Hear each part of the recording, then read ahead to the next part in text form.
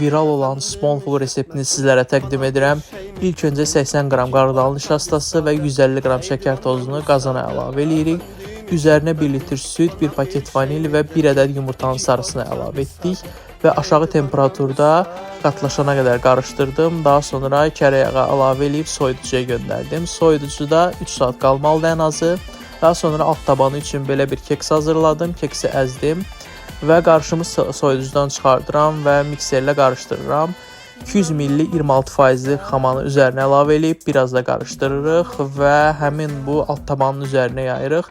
Üzəri üçün südlə şokolad hazırlamışdım. Əslində qaymaqla hazırlamaq lazım idi. Mən biraz süd və şokolad istifadə elədim və üzərinə yaydım. Kakao ən son kakao tozu əlavə edirik və göndəririk soyuducuya. Soyuducuda ən azı 2-3 saat qalsa yetərlidir. Dadı dedikləri qədər ləzzətliymiş. Bu resepti mütləq yoxlayın.